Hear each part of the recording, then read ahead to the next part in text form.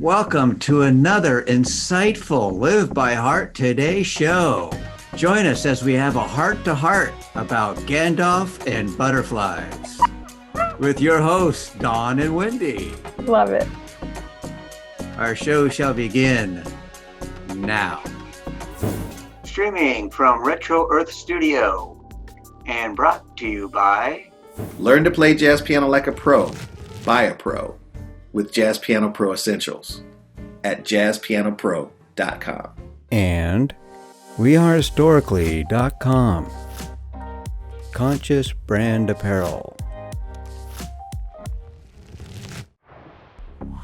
It's time for the next episode of Live by Heart Today. Hello and welcome to the Live by Heart Today show number 61. This is a show designed to help you navigate change, uncertainty, and the new world we found ourselves in. We'll talk a little bit about science, a little bit about how our body works, a little bit about intuition, and we'll talk a lot about transformation. I'm Dawn Spiegelberg, medical intuitive and coherence coach. We're focusing on rebirth. Today's theme is Gandalf and butterflies. With me for today's Heart to Heart is my co-host, Wendy R. Wolf, professional transformation facilitator. Welcome, Wendy. Hey, Dawn. This is going to be a great show. I'm going to enjoy it at least. I hope everybody does. On our last show, we didn't get to talk about Gandalf. It was one of the things that was on the list, the many lists that we have. And I'm so glad that we're giving a whole show to it because there's so much here that I think explicates its mythological paradigms of some of the things that we go through in our transition from death to life. And so hooray, we get to play with Middle Earth. And this is actually a beautiful follow-up show to last week, which was In with the New. Mm-hmm. And what's beautiful about the imagery of butterflies, and of course we'll discuss how Gandalf factors into this conversation, is that butterflies are entirely new in the same world they left as a caterpillar. And so navigating it differently, caterpillars crawl and butterflies fly. And how do they know to do that? How do butterflies know, after having been a caterpillar, that they're not to just walk around on plants, but that they have wings to move them? Mm-hmm. Yeah, and I think butterflies don't eat. Is that correct? Butterflies don't eat, but they do. They do the reproductive. They drink nectar. Ah, okay. So their mouth doesn't munch, but they have this long proboscis. Really interesting. And before, while we were playing with getting ready today, I just want to finish with the butterflies and say you had mentioned something really cool, that they have memory from the time that they're caterpillars until butterflies. So they keep something, even though a lot of them get all mushed up in between. Yes, it turns out that their brain initiates the chemical release that shifts everything in their body, but it would seem that their brain remains intact somehow. Who knows how?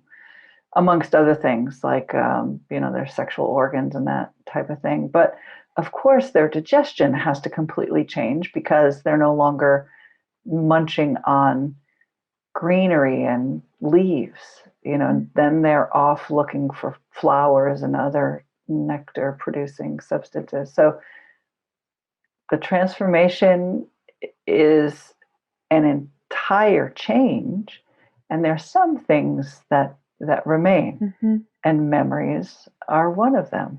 Yeah, it's really interesting, and that's actual science. Yeah, not just theory. And it's so funny to me as we talk about this, because it's not like the wings are hidden in there inside the caterpillar, and then then the skin comes off, and then there's wing. Like there aren't wings, and then there are wings. It's kind of Right. amazing. Yes. For one creature. And how does it know to do that? How does it know to create a soup and then make wings? It didn't make wings when it was an egg, right? So how does it know to do that now? It's really, I think it's miraculous. Other people could probably explain it away, but it's one of those amazing natural things. Yeah, it's an amazing natural thing and a wonderful metaphor for some of what we go through in our lifetimes when we're fortunate, when we're willing. And which gets us to Gandalf. Yeah. In with the new. In with the new. How Gandalf, he went from Gandalf the Gray to Gandalf the White, and we'll talk more about it, but he made a change in who he was being and how he's relating to the world and how much power he had. After a big fall, after a big death, after a big fight. And then he comes back full of light and full of power and a little less normal human and a little more like, whoa.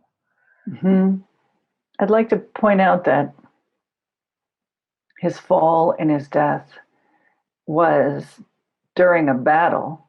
So he was fighting for his life. And it seems that perhaps it may represent how we also fight. We fight so hard and we fight so long, to protect, to keep. And then there's a moment when we can release, we can let go, we can be transformed. And I don't want to gloss over the fight. I don't want to gloss over our desire to continue living, our desire to keep things the same or a semblance of the same. Yeah. And he's fighting, yes, for his life, but for the life of his company, his people, his friends, and their quest. And they feel like they need him. The loss of him is devastating as a person and also as a leader, just unbelievably devastating. And it's hard to imagine how they will go through from there. As a matter of fact, they break up not so long after that as a company. And they eventually get the job done. And that's the thing, the job gets done, but it's not so pretty. And it all starts with his fall. And he wasn't with them the whole time up to that point. Didn't he come and go during their journey? Yeah, he comes and goes, but he was with them. They made an agreement to be the Fellowship of the Ring. 9 of them made an agreement for a job to do together, very, very important job. And then he was with them until they lost him. I thought there were 14. It was 9 it parallels the 9 Nazgul, the 9, yeah. So, yeah, that's my understanding. So maybe I'm thinking about the Hobbit, right? Because there were all those, all those other dwarfs and other things that were. Yes, yeah, there were I think a dozen dwarfs, and then Bilbo, and then Gandalf came and went a lot during that too. He had a lot of jobs to be getting done in and among that.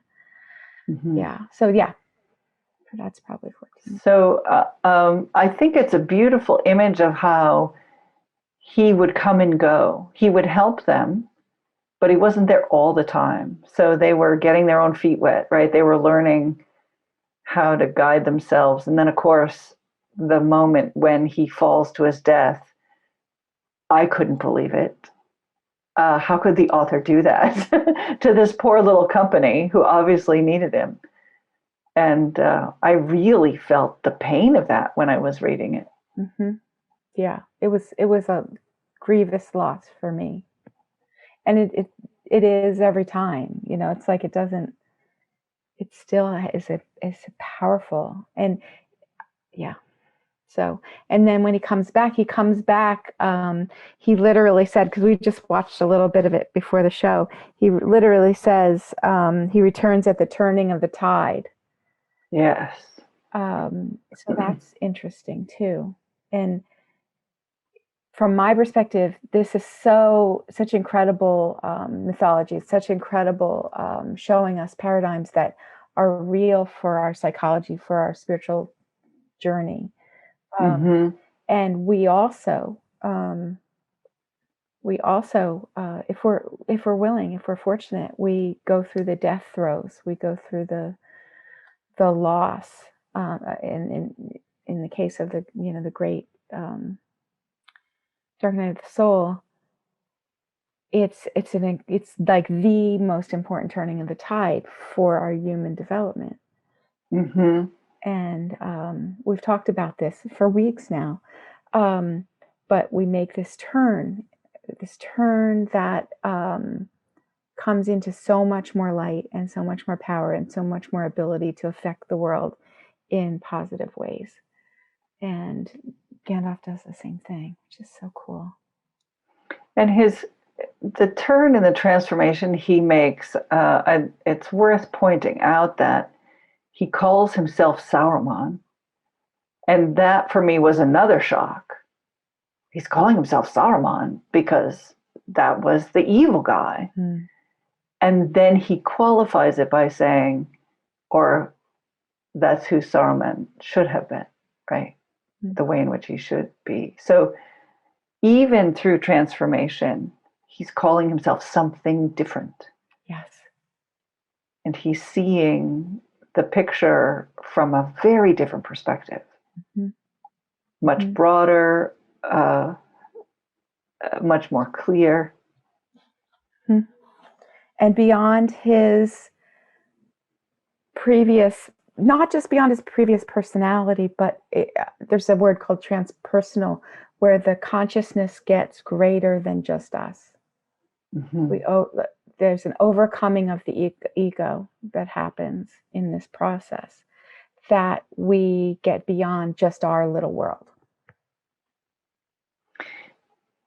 And getting beyond our little world is a change in us. It's worth noting that other things stay the same. I still have dishes to wash and dinner to make, and I still get up and dress myself and brush my teeth. Yeah. But wait, I've been through a transformation. Isn't all this supposed to be different? And the difference is, when I brush my teeth, I'm not thinking about, oh, I've got to switch the laundry, and I've got to take food out for dinner tomorrow, and the difference is, when I brush my teeth, I'm brushing my teeth. I'm in the present moment. How very Zen of you. How very Gandalf of me. Yeah. So Gandalf, he gets reminded of his own name by his friends. Yes. And but it's so important to understand him and to understand this process, I believe, to understand that he's not Gandalf that he was. He's something new. Just like Jesus, his friends didn't recognize him at first. And like the resurrected Christ is more than the Jesus that they knew.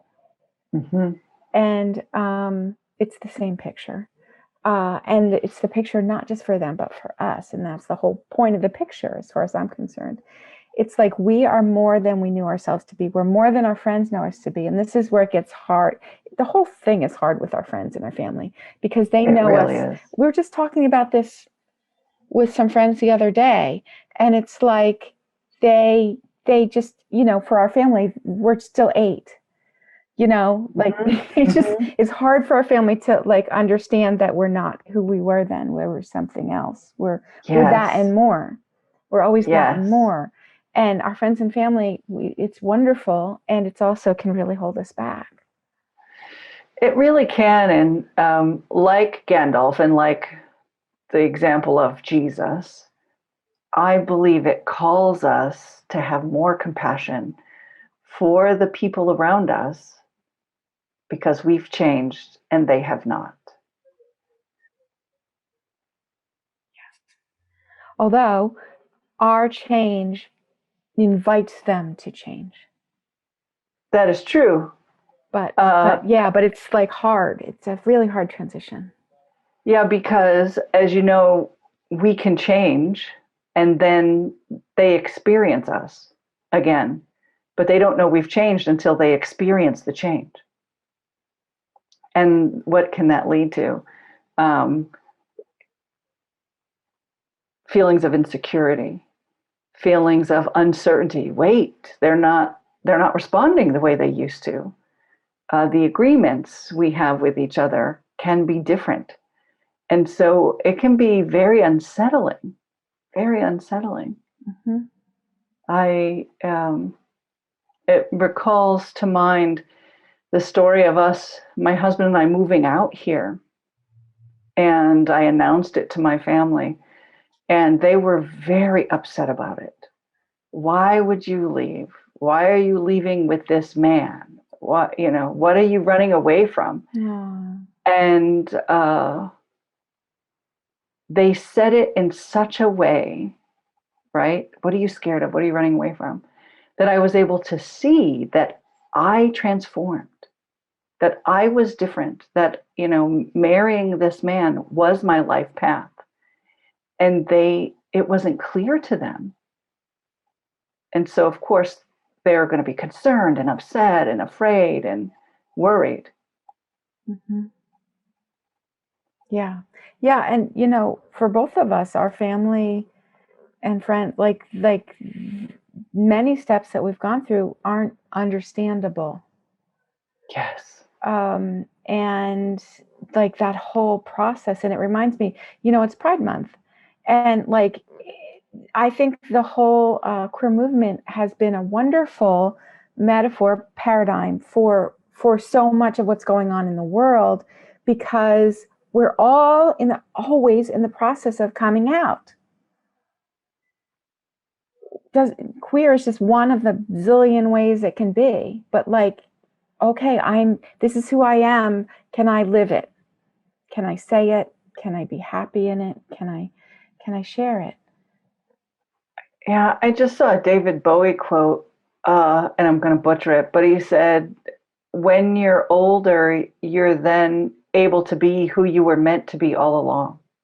Mm-hmm. And how can we be who we're meant to be right out of the gate? I don't think we can. Like, I think that there's a method in the madness. I really do. Like, first we have to engage in the socialization. Maybe not forever in our humanity's evolution, but for where we've been, we engage in the game such as it's been created, and we fully engage in it. And then we eventually learn to disengage from it. Mm-hmm. Kind of caterpillar and butterfly. We learn to crawl, and then we learn to fly. And I think that there is a method. I really, really think there's a method to the madness. And the people who are very, you can say quick or spiritually advanced, they hop through the early stages really fast. And they can even hop through those dark nights of the soul that took me like literally decades. Literally decades. They can just hop, and on to the next thing. So it doesn't all have to be so long and drawn out, and doesn't have to trip us, but it helps, I think, to get the socialization and, be a person before we can become beyond personality. That's the theory anyway. Yeah. Becoming something in order to know and develop the ability to unbecome it. Yeah. Yeah. With that idea in mind, we'll move on to discuss hindrances after this short break. Thank you, We Are Historically, for your conscious human apparel. Shop online at wearehistorically.com. Hello, my name is Wendy R. Wolf, and I hope you come to my intensive. I'm really interested in working together with people who are big feelers, healers, also lovers, and leaders. These are the people that tend to be really paying attention to what's going on the inside and how we can help people from there, help other people. And I'm going to offer an intensive with interactive exercises so that we can become empowered as big feelers and healers and lovers and leaders. And I hope you join me. Please go to my website, wendyrwolf.com, and on the top I'll have a button to sign up. Thank you. Hello, I'm Dawn Spiegelberg, a posture specialist and coherence coach. We hold responsibilities on our shoulders, and when our responsibilities become too great, we begin to bend over with the load. And that load actually begins to curve our back, and in this portion of our back is our sense of commitment. So maintain alignment with who you are and the responsibilities that you actually should embrace. Contact me today to align your body, align your mind, and align your beliefs. Live by heart today. Hi, I'm Darius Wilrich. I instruct an online video course that teaches anyone how to play jazz piano like a pro with my proven step-by-step system that makes it simple to learn. Jazz Piano Pro Essentials. Learn the quickest way to start memorizing and playing scales today. Download my free Quick Start Guide. Welcome back to the Live by Heart Today show. This is show number 61. And our title is fun and entertaining, Gandalf and Butterflies. And we're discussing hindrances, and one hindrance to the journey of those characters in the Tolkien book was the Balrog. And I'm fascinated, and it's amazing to me that Gandalf was willing to stay and to fight that big, crazy, evil thing. Mm-hmm. And it was in the way of forward progress. Mm-hmm. There are many very large, insurmountable things in our way, in the way of our forward progress. Mm-hmm. Yeah, the Balrog is a really good metaphor, I think. And it's like they got themselves in a situation where they had to go through the mountain, basically, under the mountain. And the whole mountain had been a place where it doesn't matter, a civilization, which was totally undermined by this Balrog, and it got woken up, and he ended up standing and throwing it off so everyone could go away. And one of the most moving parts for me, he's like fighting this Balrog, and what happens is he throws it off the bridge, and it's done. But then the Balrog's like what's that called? His whip comes and wraps around his leg and pulls him off down into the darkness, where they fight for 10 days. And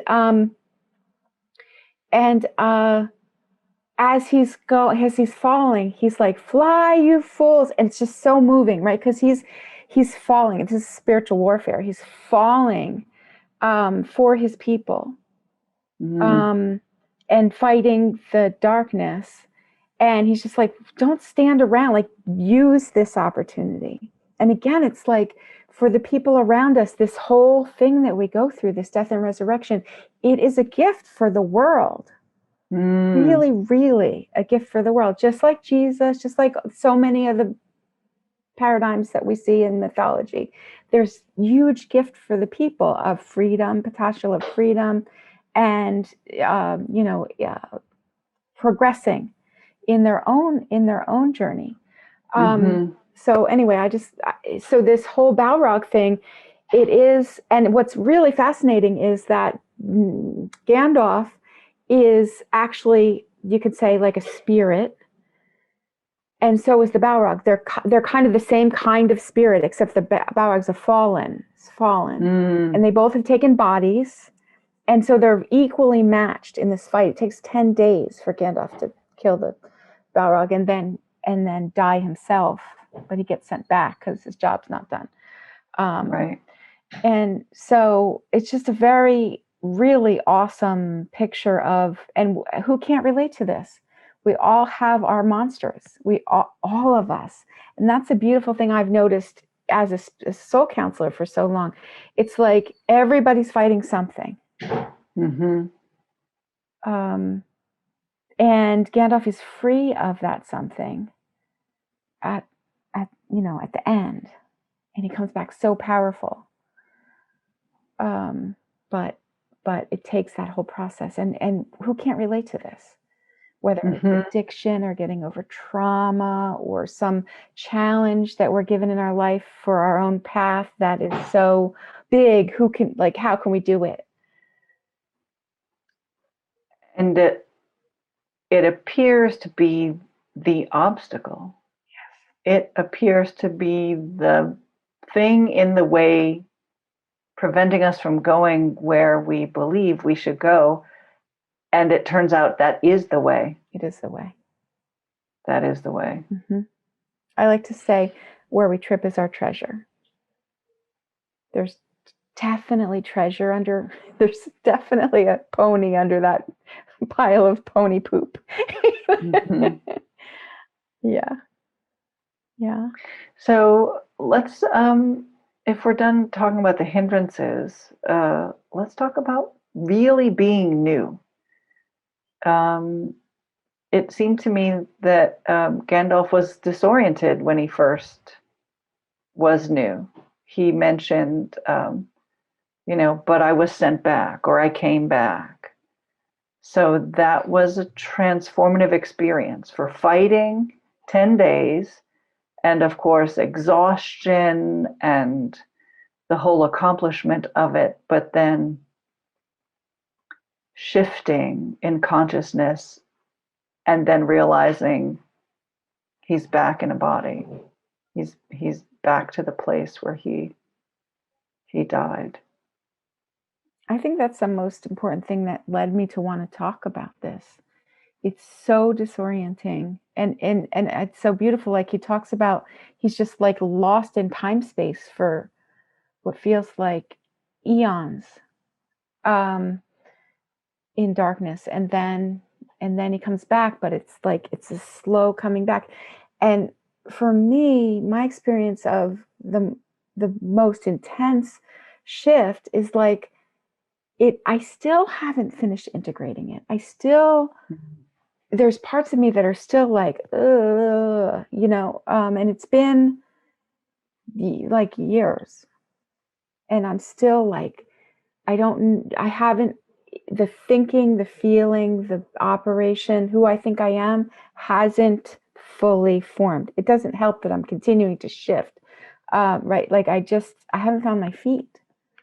It is very disorienting to come into a different world and understand the world differently. And then the whole mind and beliefs and how I relate have to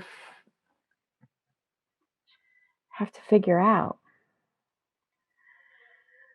So, especially when the earth and the world and the relationships seem the same. I go through transformation and I'm still married and I still have children I'm responsible for. I still have to make breakfast. Yeah. How can I be different? How can I be transformed and still have to get dressed in the morning and brush my teeth? Yeah. And some of the challenges remain the same. Like every challenge isn't fixed. Like Gandalf came back into a world that was still in the same major war. to lead battles that needed to be led. Mm-hmm. But he was different, and thank God, because like he could get the job done in ways he couldn't before. But he was a little less playful, little less, I don't know if playful is the word. He was more focused. That's true. And he seemed very distant, right? The characters were surprised to see him, but then they could not interact with him in the same way that they had before. Mm-hmm. And that's a testament to the change, to the transformation. And so what happens? The people around us, after we've transformed, they need a minute to renegotiate how to be around us. Mm-hmm. Yeah. So it's a two-way street to figure that out.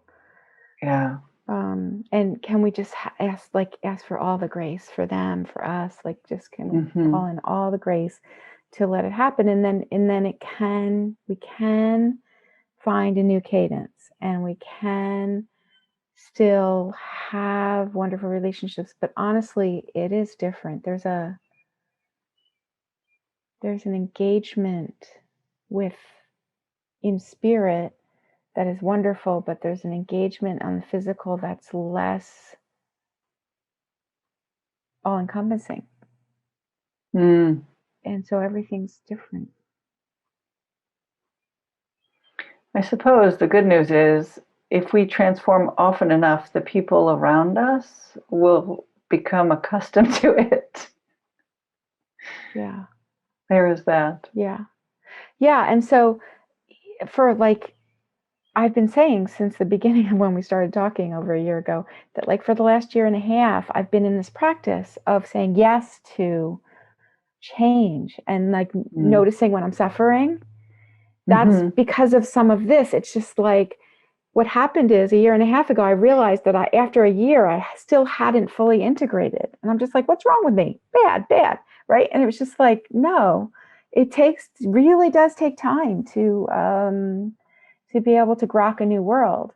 And so I started being all right, just start to notice where I'm giving myself a hard time or where I'm suffering or where I'm stuck and let go, because I finally learned that letting go is the way, even though I don't do it as soon as I can, but I do it as soon as I notice.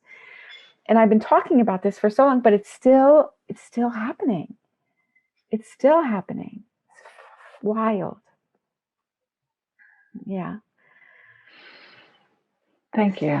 Thank you for this conversation. Any last? Yes.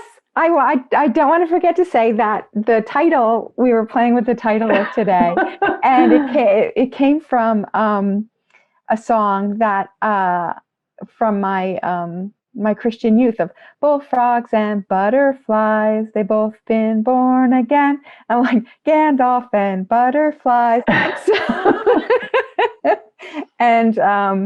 And Rusty was noting about how moths helped Gandalf more than once in a pinch to get help. And so it just all fit together, and that's where the title come from. And I think that's really fun.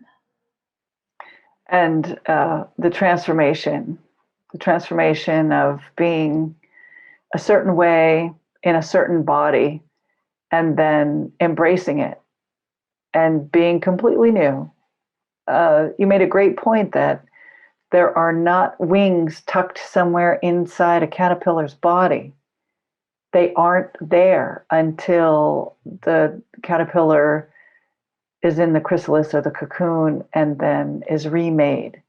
And it's a whole new earth, a whole new way of being after transformation. Right. Thanks everybody for playing. I'd love to hear what you have to say about all this fun stuff. And, Lord of the Rings, woo-hoo-hoo. Thank you, Wendy. For more information about how you can live by heart, please go to our livebyhearttoday.com site. And yes, we would love to hear from you. If our conversation spoke to your heart, please share with us by leaving a comment. Like and follow the page and turn on notifications so you don't miss our program. We're here every Thursday at 4:44 Pacific time. From our heart to yours, we're creating a better tomorrow because we live by heart today. And that concludes this portion of Live by Heart today! Thank you for watching. View more episodes on our YouTube channel. Don't forget to like and subscribe. Thank you, We Are Storically, for your conscious human apparel. Shop online at wearestorically.com. Hi, I'm Darius Wilrich.